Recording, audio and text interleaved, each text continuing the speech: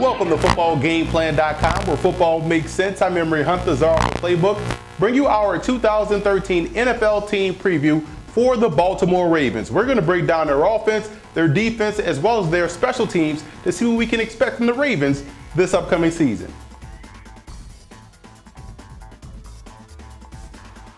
Joe Flacco silenced his critics last season by putting together an impressive run in the playoffs that ultimately led to a Super Bowl championship. You can see that offense and Flacco started to get better each and every week once Jim Caldwell took over. And if the Ravens are going to improve and get back to the Super Bowl, they're going to have to continue to add quality receiving weapons around Flacco. And he'll just get better and better year in, year out. Behind him is Tyrod Taylor, who's a talented guy and is firmly entrenched as the number 2 quarterback. The Ravens quarterback situation, in my opinion, is solid.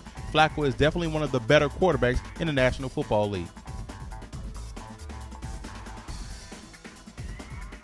At only 25 years old, Ray Rice is already the Ravens' second all-time leading rusher with over 5,500 yards, and he's coming off his 4th consecutive 1,000-yard season. What makes Rice valuable to this Ravens offense is his ability to be a threat in the passing game. He has over 300 receptions for almost 2,800 yards in his career. As valuable as Rice is, he does have to come out the game at some point in time, and the Ravens are in good hands with second-year player Bernard Pierce, who's a guy that runs with power and shows great acceleration. Pierce rushed for over 500 yards last season at 4.9 yards a carry. Last year's undrafted rookie free agent Bobby Rainey also can be factored into the mix. He's more in the mold of Ray Rice in the fact that he's short, not small, and very shifty. There's a change of the guard at fullback with Vontae Leach no longer on the roster, and he's one of the better fullbacks in the league and is vital to that Ravens running game. In comes 4th-round draft pick Kyle Juszczyk out of Harvard. He was one of my favorite prospects in the draft. His versatility gives the Ravens option at that position, something they didn't have last year. And it's going to be a situation where, yes, they lose an all-pro, but they gain a player that can help open up their offense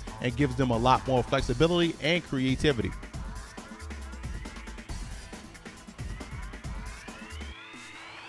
First, the good news. The Ravens have 2 tight ends that are very talented in Dennis Pitta and Ed Dixon.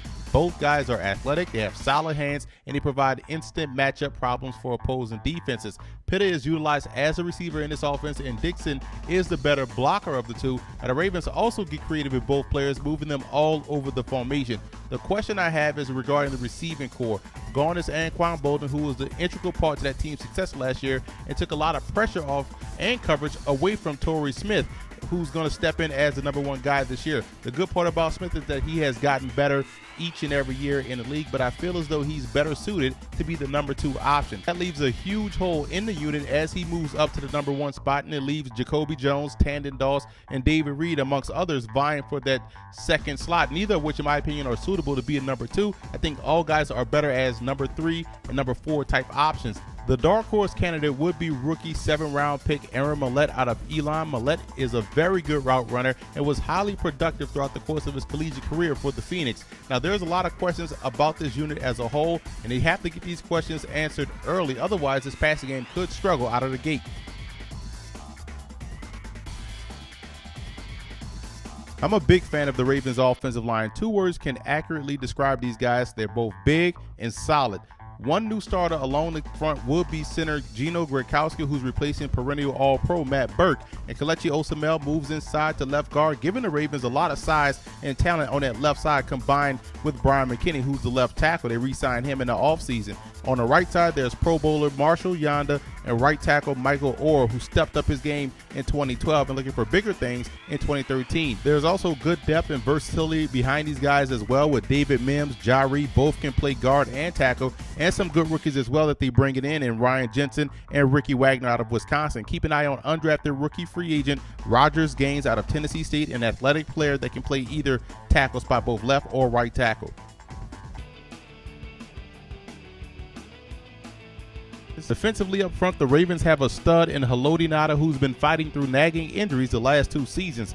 Ngata is one of the most athletic big men I've ever seen. In the offseason, the Ravens attempted to beef up the front 3 as well as the depth by adding Chris Canty in free agency. Canty was a huge pickup in my opinion because of his ability to play the run on the way to the quarterback. He'll definitely fit what this team is looking for on that defensive line, and he's going to team up with 4th-year player Arthur Jones, 4.5 sacks last season, is looking to improve on that as well, and that's just going to make them solid at the defensive end position. Now the question is at nose tackle with Terrence Cody, who hasn't really lived up to his second-round billing since coming into the league, and rookie third-round pick Brandon Williams out of Missouri Southern. I'm a big fan of Williams. At 6'1", 335 pounds, he gives the Ravens exactly what they need and want at that nose tackle position. This is a guy that can occupy blockers and can also get pressure with penetration from within. There's a lack of depth at the nose tackle position that could be a concern moving forward.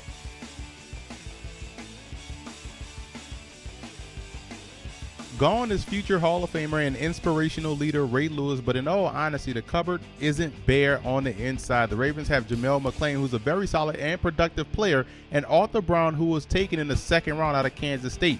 Brown was arguably the best linebacker in the country last year and has first-round talent. This is another case of the rich getting richer. The Ravens definitely got richer by taking Brown. I'm also a big fan of second-year man Josh Bynes, who is good versus the run. And on the edges, there's Terrell Suggs, who's one of the best defensive players, period, in the league. Suggs came back from injury mid-season and now is fully healthy and is ready to get back to his pass-rushing ways and getting after the quarterback. Opposite of Suggs is Elvis Dumerville, who came in as a free agent and is another premier pass rusher, giving these guys a potent combination of edge rushers. And behind them is 2012 second-round pick Courtney Upshaw, who was as good as advertised last season. And two guys that will also contribute heavily to this defense is Pernell McPhee, who goes back and forth between defensive line and outside backer, and rookie John Simon out of Ohio State, who as a situational edge rusher could be very effective this season for the Ravens. Losing Ed Reed in free agency would hurt many teams, and the Ravens were definitely proactive by signing safety Michael Huff, and he's going to play the free safety position, and drafting Matt Elam out of Florida. In my opinion, I still think Huff is a question mark, and I would also keep an eye on backup Omar Brown, who could be another player that could see a lot of action at that free safety spot. Elam is a fun player to watch and definitely fits what the Ravens want in a football player. He's tough, he's physical, he's instinctive. He's going to do fine as a rookie in my opinion, and James Ahedebo is behind him providing that veteran leadership. It could also give the Ravens more flexibility in a three-safety look. I'm actually fine with what they have at the cornerback position. The great thing is that they're getting back Ladarius Webb at 100%, and Webb is a ball hawk that excels in man-to-man coverage and is one of the better cornerbacks in the league. Jimmy Smith got better as the season progressed and had a fine Super Bowl performance and could start opposite of Webb. The same can be said for Corey Graham, who's given the Ravens some good production over the last couple of years, and he could end up starting as well. Either way, it gives the Ravens three solid cornerbacks with good depth behind them with like Shockey Brown, Asa Jackson, the guy that was drafted last year out of Cal Poly. So there's a lot to like about the Ravens cornerback position. Slight question in the secondary as a whole at the safety spot, but on the corners, they'll be fine.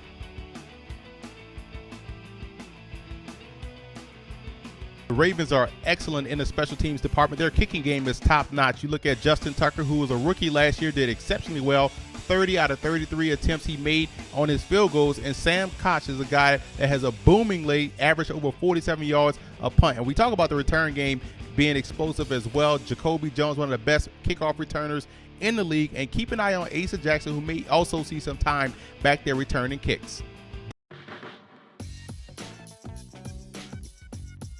Now let's take a look at what the Ravens have. They have excellent talent across the board. You can look at their roster both on the offensive side and the defensive side and see a lot of talent. They have a Super Bowl winning quarterback in Joe Flacco, who has taken that next step into the upper echelon of QBs. And there's a good mix of veteran leadership and youth, and that's what keeps your team competing at a high level year in, year out. Now, what they lack, they don't have a true number one option. We're going to find out a lot about Torrey Smith this year as he transitioned into that number one wide receiver. They still don't have a free safety, in my opinion, that I would feel comfortable with as a starter. And they don't have a dominant defensive nose tackle. They're going to need that if that 3-4 defense is going to be as effective as it once was. They have to hope Terrence Cody finally realizes his potential, and they need Brandon Williams, the rookie, to step up and play big. Reason for optimism for the Baltimore Ravens: when you look back 2 years ago, this was a ball club that could have made the Super Bowl then, but a missed field goal versus New England kept them out of the Super Bowl. And this is a team that's built to last. 2 words: Ozzie Newsome has done a great job in adding talent and retaining talent. And yes, they've played well without Ed Reed and Ray Lewis for an extended period of time. Both guys have missed a lot of time over the course of the last 2 seasons. So this is a team that can get back to where they want to be.